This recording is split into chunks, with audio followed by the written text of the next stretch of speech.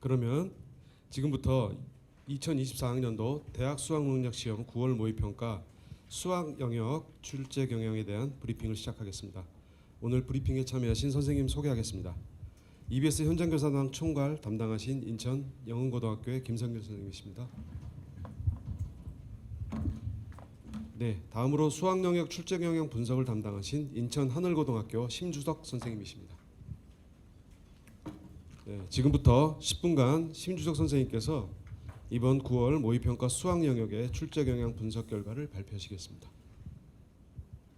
네, 2024학년도 9월 모의평가 수학 영역 출제 경향에 대해서 말씀드리도록 하겠습니다. 2024학년도 수능 9월 모의평가 수학 영역은 올해 6월 모의평가와 비슷한 수준에서 출제된 것으로 분석하였습니다. 지나친 계산을 요구한다거나 불필요한 개념으로 실수를 유발하지 않았고, 사교육에서 문제풀이의 기술을 익히고 반복적으로 훈련한 학생들에게 유리한 문항이라든지 공교육 과정에서 다루지 않은 내용의 문항, 풀이의 시간이 과도하게 오래 걸리는 문항은 철저하게 배제되었다라고 판단하였습니다. 특히 올해 6월 모의평가와 구성면에서 매우 흡사함을 느낄 수 있었고, 2015 개정 교육과정 수학과 교육과정의 내용과 수준에 근거하여 다양한 난이도의 문항이 골고루 출제되었으며, 기본 개념에 대한 이해와 적용 능력 그리고 주어진 상황을 통해 추론하여 문제를 해결하는 문항, 분석하고 탐구하는 사고 능력을 측정할 수 있는 문항이 고루 출제되었습니다. 공교육과 EBS 수능 교재를 통해 충분히 대비할 수 있는 문항으로 출제되어졌다라고 저희는 분석하였습니다. 다음으로는 과목별 출제 경향을 구체적으로 말씀드리도록 하겠습니다. 공통 과목인 수학 1은 지수함수와 로그 함수에서 4문항, 삼각함수에서 3문항, 수열에서 4문항, 총 11문항이 출제되어졌습니다. 교육과정 및 EBS 수능 연계교재 중심의 출제로 이루어졌으며, 단순한 암기보다는 수학적 의미를 이해할 필요가 있는 문항들로 출제되어졌습니다. 특히 EBS 수능 교재의 문제를 해결하면서 익히게 되는 방법들을 이용하면 조금 더 수월하게 풀 수 있는 문항들도 보였습니다. 다음은 수학 2에 대한 내용입니다. 함수의 극한과 연속에서 2문항, 다항함수의 미분법에서 5문항, 다항함수의 적분법에서 4문항이 출제되어졌습니다. 함수의 극한이나 미분, 적분에서의 기본적인 개념과 계산 능력이 있는지를 확인하는 문항이 출제되어졌고, 여러 개의 개념을 이용하면서 지나치게 복잡한 계산으로 실수를 유발할 수 있는 문항들은 배제된 것으로 판단됩니다. 개념과 원리를 이용하여 아이디어를 끌어내 추론하는 능력을 평가하는 문항들이 출제된 것으로 분석되어집니다. 확률과 통계 과목에 대해서 말씀드리도록 하겠습니다. 경우의 수에서는 2문항, 확률에서 3문항, 통계에서 3문항, 총 8문항이 출제가 되어졌습니다. 그간 수능과 모의평가에서 자주 제시되었고, 학교 교육과정과 성취 수준에 맞는 대표적인 문제들로 출제된 것으로 분석되어지고요. 학교 교육과 EBS 수능 교재의 학습으로 충분히 해결할 수 있는 문항들로 출제되어진 것으로 분석하였습니다. 미적분 과목 말씀드리도록 하겠습니다. 수열의 극한에서 3문항, 미분법에서 2문항, 적분법에서 3문항, 총 8문항이 출제되어졌습니다. 지나친 계산을 요구하기보다는 정의와 개념에 대한 확실한 이해가 필요한 문항 위주로 출제되어졌습니다. 기하 과목에 대해서 말씀드리도록 하겠습니다. 2차 곡선에서 3문항, 평면 벡터에서 2문항, 공간 도형과 공간 좌표에서 3문항, 단원별로 적절하게 안배된 8문항이 출제된 것으로 분석됩니다. 확률과 통계처럼 그간 수능과 모의평가에서 자주 제시되었고, 학교 시험에서도 자주 출제되는 그런 유형의 문제가 다수 출제되어졌다라는 분석을 하였습니다. 전반적으로 공교육에서 다루지 않은 내용의 문항이라든지 과도한 계산을 요구하거나 풀이의 시간이 지나치게 오래 걸리는 문항, 소위 킬러 문항은 철저히 배제되었고 변별력 높은 문항을 고루 포함하여 적정 난이도를 유지하고 있다고 생각이 듭니다. 상위권 학생을 변별하면서도 중상위권 학생들에게 크게 부담되지 않았을 것으로 저희 팀에서는 분석하였습니다. 변별력 높은 문항, 주요 문항에 대해서 말씀드리도록 하겠습니다. 과목별로 한 문항씩을 저희가 선별해 봤습니다. 먼저 수학 1에서는 14번 문항, 확률과 통계 30번 문항, 수학 2에서는 22번 문항, 확률과 통계 30번 문항, 미적분 30번 문항, 기하 30번 문항입니다. 수학 1 14번 문항 같은 경우에는 지수함수의 정근성과 평행 이동을 이용해서 조건을 정확하게 해석할 수 있어야 되고, 수학 2의 22번은 부정적분과 정적분의 개념을 적용해서 해결 가능한 문항으로 주어진 조건에서 곱의 미분법을 떠올려서 해결하는 문항이었습니다. 확률과 통계 30번 문항은 중복조합의 개념을 바탕으로 조건에 맞는 순서상의 개수를 구하는 문항이었고요. 미적분 30번 같은 경우에는 삼각함수를 이용하여 삼각형의 넓이를 구하고 음함수 미분법을 이용하여 해결하는 문항이 출제되어졌습니다. 기하 30번은 평면 벡터의 내적 정의를 이해하고 이를 활용해서 조건을 만족시키는 벡터 크기의 최소값을 구하는 문항으로 출제되었지 문항으로서 지금 말씀드린 이 5 문항이 변별력을 충분히 갖춘 문항이라고 저희는 판단하였습니다.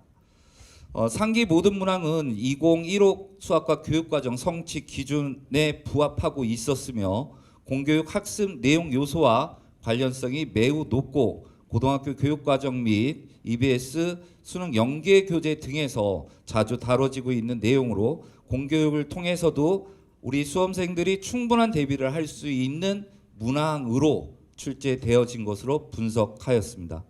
EBS 연계율은 50% 이상으로서 연계 방식을 유지하면서 출제 방향에 따라 공통 문항인 수학 1, 수학 2에서는 11문항이 연계되었고 선택 과목인 확률과 통계, 미적분, 기하에서는 각각 4문항씩 전체 문항 연계율 50%, 30문항 중에 15문항이 연계되어졌습니다. 종합 의견 말씀드리도록 하겠습니다.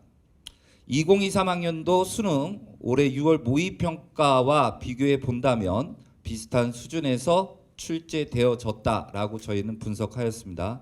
지나친 계산을 요구한다거나 불필요한 개념으로 실수를 유발시키지 않았고 사교육에서 문제풀이 기술을 익히고 반복적으로 훈련한 학생들에게 유리한 문항은 없었다고 판단됩니다. 공교육 과정에서 다뤄지지 않은 내용의 문항 역시 없었고요. 풀이 시간이 과도하게 오래 걸리는 그런 문항도 출제되진 않은 것으로 저희는 분석하였습니다. 그러면서도 충분히 변별력 있는 문항들이 다수 출제가 되어진 것으로 저희는 판단되어지고 있습니다. EBS 연계율은 전년도 같이 50% 이상 연계되어 있고요. 공통 과목 11문항, 선택 과목 4문항, 연계 방식은 개념 원리의 활용, 문항의 축소, 확대, 변형, 자료 상황의 활용으로 연계되어졌습니다. 대표적인 유형의 문항뿐만 아니라 종합적인 사고 능력과 문제 해결력, 추론 능력을 평가하는 문항이 출제되어 수학학습의 올바른 방향을 제시할 수 있게 출제되어진 9월 모의평가였다라고 저희는 분석하였습니다. 네, 수고하셨습니다. 그럼 지금부터 10분간 수학 영역 출제 경향 분석에 대한 질의응답을 시작하겠습니다. 아까 1교시와 마찬가지로 손을 들어주시고 소속 성함 말씀해 주시면 마이크를 넘기도록 하겠습니다.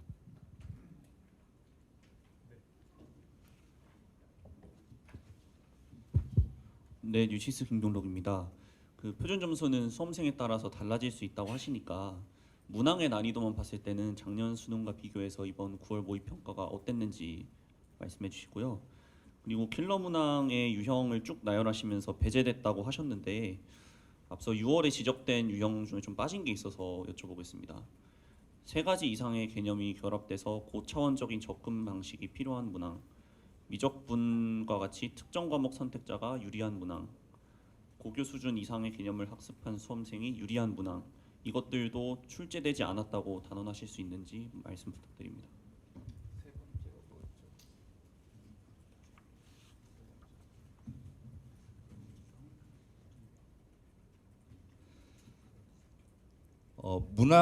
문항만 가지고 9월 모의 평가와 6월 모의 평가를 비교해 달라고 하신 건가요? 작년 수능과 이번 9월이요?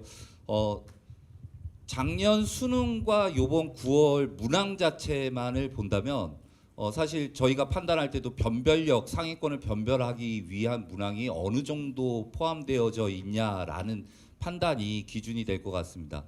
근데 뭐 지나치게 많아졌다거나 적어졌다거나 그러지 않습니다. 작년 수능도 마찬가지고 올해 6월도 마찬가지고 이번 9월 모의 평가도 마찬가지고 변별하기 위한 문항 수는 적정 수준에서 지금 출제가 되어지고 있고 그리고 결과에 있어서도 문항 자체에 이제 학생들이 어떠한 이제 정답률로 반응이 나타날지는 모르겠지만 정답률 자체만으로 생각을 한다면 기존의 뭐 쉬운 문항, 중난이도의 문항이 뭐 많아질 것이다 그런 어떤 시험의 형태는 아니고요. 기존과 문항의 수준, 문항 수가 고루 잘 분포되어 있으니까 우리 수험생들이 오히려 혼란 없이 지금 작년 수능 올해 6월 9월 그리고 수능으로 계속 이런 어떤 형태의 학습을 유지해 나가는 그런 시그널을 주고 있는 9월 모의평가였다라고 말씀드리고 싶습니다. 그리고 킬러가 배제된 부분에 대한 질문을 해주셨습니다. 3개 이상에 대한 고차원적인 문제, 그 다음에 미적분 선택자의 특별히 유리한 문항이 있었는지, 그 다음에 제가 아까 세 번째 사항을 잘 못 들었었거든요. 네, 고교 수준 이상. 저희 분석할 때요. 이런 문항이 실제 정말 존재할지 안 할지에 대해서 정말 저희도 두 눈을 부릅뜨고 한번 쳐다봤었습니다. 근데 3개 이상의 고차원적인 문항 들어있지 않고요. 미적분 선택자 유리한 문항 존재하지 않았고요. 고교 수준 넘어가는 문항 결코 없었다고 판단됩니다.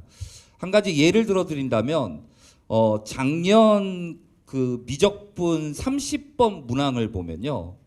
이 문제를 해결하기 위해서는 정말 복잡한 함수가 등장을 합니다. 단순히 지수함수의 어떤 그래프의 상황을 보는 것이 아니고 지수함수에다 삼각함수를 합성시킨 그 함수에 대해서 미분법을 이용하여 함수의 증가감소, 극대극소, 최대, 최소 이런 사항 등을 종합적으로 해석하고 조건에 맞는 식을 찾아야 되는 그런 함수를 찾아야 되는 그런 과정이었다면 요번 수능 9월 모의평가 30번 문항 같은 경우에는 그러니까 작년 30번은 어떻게 보면요. 미적분 내용을 왔다 갔다 다 할 줄 알아야 돼요. 1, 2, 3단원의 전반적인 내용을 다 이해해야 된다면 요번 30번 같은 경우에는 미분법 2단원에 집중되어져 있다라는 거죠.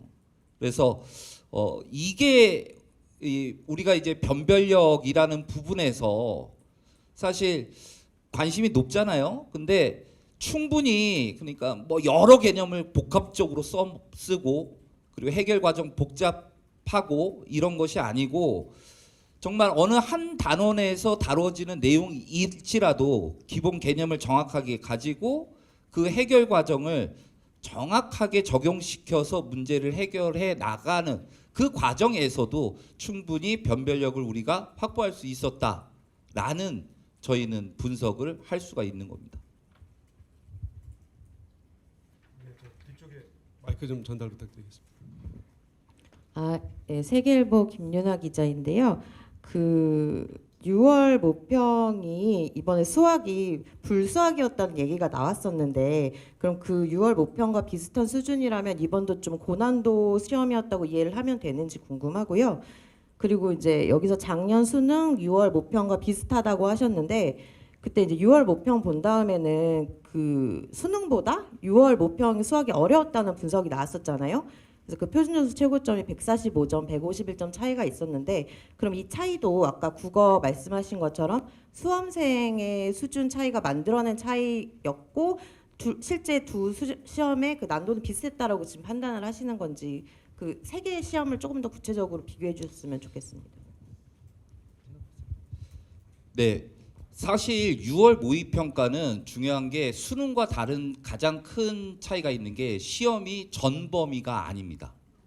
그러다 보니까 수험생들도 사실 6월달, 9월달 수능으로 가면서 학생들의 실력이 6월달 실력이 수능의 실력과 동일하지가 않거든요. 학생이 공부를 하니까 당연히 수능으로 가면 실력이 높아지겠죠.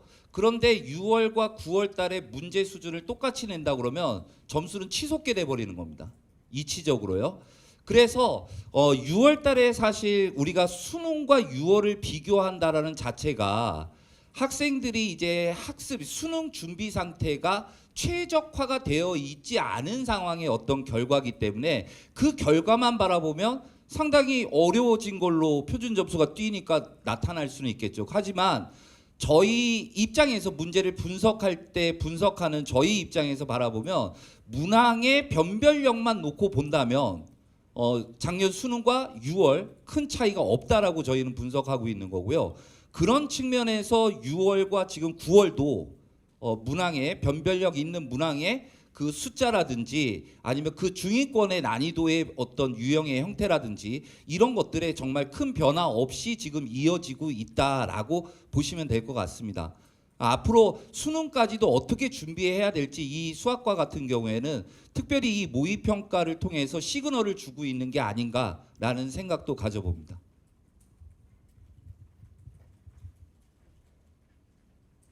앞쪽에 계신 분 먼저 하시고. 네, 안녕하세요. 헤럴드 경제 박지영 기자입니다. 수학은 설명을 해주셔도 저희가 잠깐 잘 이해가 안 돼서 방금 종로에서 나온 그 모평 자료를 좀 같이 비교해서 봤는데요. 그 여기서 나오는 게 이제 최상위권 변별력은 좀 약해질 수 있다. 왜냐하면 주관식 문항을 쉽게 출제하려는 의도가 보여진다라는 점이 하나 있고, 두 번째로는 평가원 모의고사에서는 이례적으로 EBS 체감 연계도가 높게 형성됐다. 뭐 두 문제는 아예 거의 일치한다라고 분석이 돼 있거든요. 그래서 EBS하고 좀 연계되는 게 어떤 그 실제 문제의 좀 유형 뭐 이런 개념 이런 것뿐만 아니고 좀 풀이 과정에 일치하는 게 실제로 있었는지와 최상위권과 중상위권 간 변별력이 좀 최상위권을 변별하는 게 쉽지 않을 수 있다라는 분석에 대해서 EBS는 어떻게 보셨는지 좀 궁금합니다. 최상위권의 변별력 이 부분은 작년 수능에서 수학에서 100점 맞은 학생이 100명이 되지 않았습니다. 하지만 올해 6월 달에 치러진 수학 영역에서 보면 만점자 100점 맞은 학생이 650에서 700명 그 사이에 지금 형성되어 있는 걸로 제가 알고 있습니다. 그 최상위권의 변별력도 또한 마찬가지로 그러니까 작년 수능과 올해를 비교해 보면 분명히 어려워졌다라고 하는데 100점은 더 많아졌 상황이죠. 근데 학생들이 앞으로 대비를 어떻게 해 나가느냐에 따라서 정말 이 부분도 최상위권에 대한 변별력도 영향을 미칠 거라고 생각하는 게 기존의 어떤 킬러 문항이라고 저희가 이야기하고 있는 데에 포커스를 맞춰가지고 만약에 최고 난이도의 문제를 갖다가 그쪽에 어떤 포커스를 맞춰서 계속 준비해 나간다면 사실 그 학생은 되게 위험스러운 학습을 할 수도 있을 것이다. 실제 우리가 지금 나온 변별력 있는 문항이라는 것들이 학교 시험에서도 충분히 변별력 있는 문항으로 다루어지고 있는 문항들이었다라는 부분입니다. 학교에서도 학생들이 이 똑같은 개념을 배우고 나서도 거기에 반응하는 정도가 다양한 분포를 띠고 있다라는 거죠. 그래서 그런 쪽으로 저희가 변별력을 확보하고 있다라고 생각을 해 주셨으면 좋겠습니다. 그래서 최상위권 변별력을 뭐 가장 이제 어려운 문제가 무엇이냐라고 한다면 당연히 주관식 문제 아니겠습니까? 그래서 기존의 학생들이 수학 문제에서는 22번, 30번은 버리고 푼다. 뭐 이런 이야기가 있는데 그런 이야기도 정말 조심해야 되지 않을까라는 생각을 가져보는 게 사실 학교 교육 과정과 계속 저희가 이야기하는 것 중에 EBS 연계 교재로 자신이 충분한 수학 학습을 하고 있다면 모든 문항을 도전해서 풀이에 도전을 해서 풀 수 있는 정도의 문제가 지금 출제가 되고 있는 겁니다. 이 풀 수 있는 것도 다 풀 수 있냐? 뭐 몇 개 못 풀고 풀 수 있냐지 아예 시도조차 할 수 없는 그런 문항은 결코 아니다. 도전은 할 수 있으나 거기에서 충분히 변별이 이루어지고 있다라는 부분으로 좀 해석을 해 주시는 게 올바르지 않을까. 뭐 정답률만 놓고 본다면 당연히 주관식의 정답률이 제일 낮게 나오는 거는 분명할 겁니다. 근데 그거 가지고 주관식이 쉬워졌기 때문에 최상위권의 변별력을 9월 모의평가에서 유지한 거냐 아니면 잃어버린 거냐 얘 판단은 너무 섣부른 판단이 아닐까라는 생각이 들고요. 올해 평가원에서 강조하고 있는 게 체감 연계도를 높이는 거죠. 근데 사실 수학 영역 같은 경우에 이제 국어 영역이나 영어 영역과는 달리 아무래도 내가 봤던 어떤 지문이 나왔을 때는 되게 익숙하잖아요. 근데 수학이라는 거는 그런 어떤 익숙함은 없었습니다. 하지만 올해 치러진 6월 모의평가나 9월 모의평가를 보면 문항을 연습하는 과정이 있지 않습니까? 이 문제를 해결하기 위한 과정을 올바로 밟아 나갔다면 풀 수 있는 문항이 나오는 겁니다. 그러니까 똑같은 질문은 아닌데요. 그 과정을 이해하고 있는지를 이해하고 있음을 정확하게 알고 있으면 풀 수 있는 문항. 그러니까 수학은 사실 숫자만 바뀌어도 다른 문제가 된다라고 느끼잖아요, 일반적으로. 근데 다른 문제라고 느끼지 않는 학생들은 그 풀이의 알고리즘, 풀이의 과정을 정확하게 이해하고 있는 거죠. 그래서 저희 수학에서는 그 체감 연계율이라는 게 본인이 풀어본 거를 정확하게 인지하고 있는 학생들은 이거 나 아는 문항? 이런 느낌을 충분히 받을 수 있는 문항들이 등장하고 있다는 게 올해 모의평가에서의 수학 영역의 특징이다. 이렇게 말씀드리고 싶습니다. 네, 그 약속드린 시간이 좀 넘었는데 좀 몇 분 더 질의를 받고 응답해 주시는 심시호 선생님께서도 좀 짧게 해주시기 바랍니다. 네, 경향신문 남지원 기자입니다. 지금 수험생들이 시험 보고서 후기들을 좀 올리고 있는데 전반적으로 수학 같은 경우에 쉬웠다는 반응이 많아요. 수험생들 입장에서 좀 난이도를 낮게 인식을 한 것 같은데 전반적으로 수험생 입장에서 왜 그렇게 인식이 되었을지 좀 어떤 특징 때문에 그랬을지 설명해 주시면 좋겠습니다. 이 문제는 제가 대답을 하도록 하겠습니다.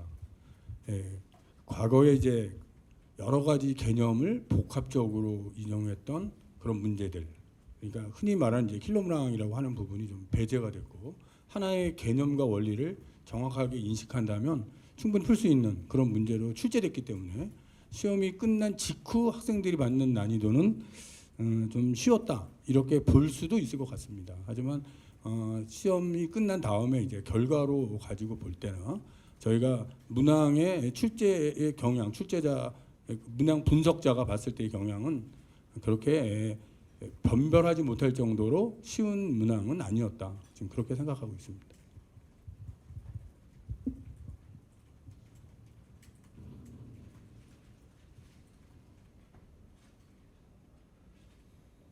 추가 질의 또 있으실까요? 네. 중앙일보 장윤서입니다. 좀 더 확실하게 좀 정리를 해주셨으면 질문을 드리는 게 결국에 지난 수능이나 6월이나 다 수험생들은 어려웠다는 평가가 많았던 시험인데 그 정도로 비슷한 수준을 가져가면서 그런 킬러 문항이 없었다고, 그러니까 변별력을 확보했다고 판단하시는 그 근거가 어떤 것인지가 좀 다시 한번 말씀을 해주시면 좋을 것 같고요. 그리고 이번 9월 평가에서 좀 기존 기출이나 교재에서 보지 못했던 그런 신유형의 문제는 없었던 건지도 여쭤보고 싶습니다. 신유형의 문제는 없었다라는 판단이 저희는 분석을 합니다. 그리고 지금 작년 수능이나 올해 6월, 9월 그러니까 킬러 문항이 없어졌는데도 그러면 변별력이 있는 문항들이 충분히 갖추어졌냐라는 질문이신 거죠?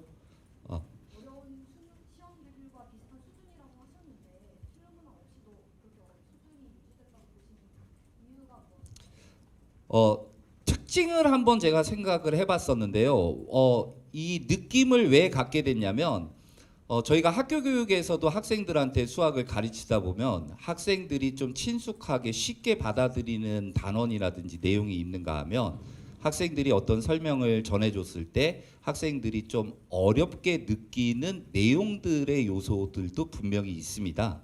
그러니까 요번에 출제된 아까도 제가 예시 드렸던 것과 마찬가지로 이 교과에 대한 전체적인 어떤 그림을 다 머릿속에 가지고 있어야지 해결하는 그런 어떤 변별력이 기존에 저희가 변별력을 뒀다면 요번에는 그 안에 있는 내용, 그러니까 조금 국소적으로 왔더라도 그 안에 있는 내용을 보다 정확하게 이해하고 있고 문제풀이가 끝까지 가져야지 정답으로 갈 수가 있는. 그래서 제가 볼 때는 범위가 좁아졌지만 문제 교사 입장에서 바라볼 때는 이 정도의 어떤 문항으로서도 충분히 변별력을 잃지는 않았다라고 저희가 판단을 하는 거거든요. 그래서 학생들도 어쨌든 국소적으로 돌아갔지만 그래도 이거 쉽지는 않은데? 라는 느낌을 충분히 받을 수 있는 문항이라고 저희는 생각을 하는 거고요. 그게 객관식에서도 주관식에서도 기존에 변별력 있는 문항이라고 저희가 얘기하는 그런 파트에서 동일하게 유지가 되고 있다라고 저희는 생각하고 있는 겁니다.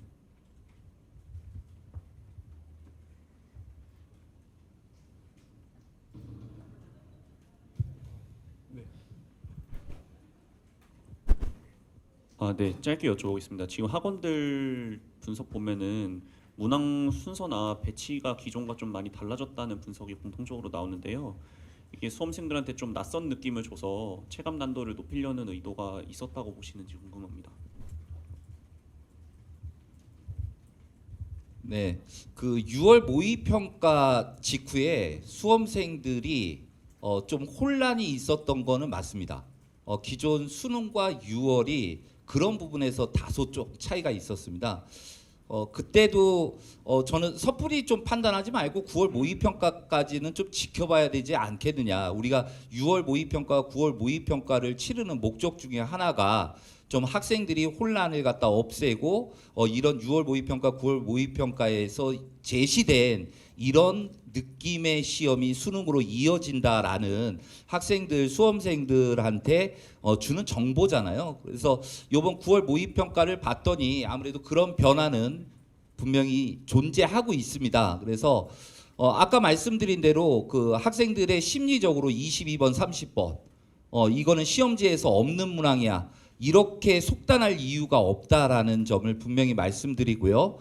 모든 문항을 좀 우리 수험생들이 그런 어떤 이 외부 잡음의 소음에 의해서 섣불리 판단해서 어떤 흐름으로 가져가지 마시고 모든 문항을 내가 도전해서 충분히 공부했다면 모든 문항을 풀어서 내가 능력을 테스트해봐야 되는 거다라는 생각으로 접근을 해야지 뭐 예전처럼 그냥 버리는 문항이 있어서는 본인의 목표를 이루기가 조금 차이가 있을 수도 있을 것이다 라는 제 개인적인 생각을 가져봅니다. 네, 지금 약속드린 시간에 좀 많이 초과했는데요. 이상으로 2교시 수학 영역 브리핑을 마치도록 하겠습니다.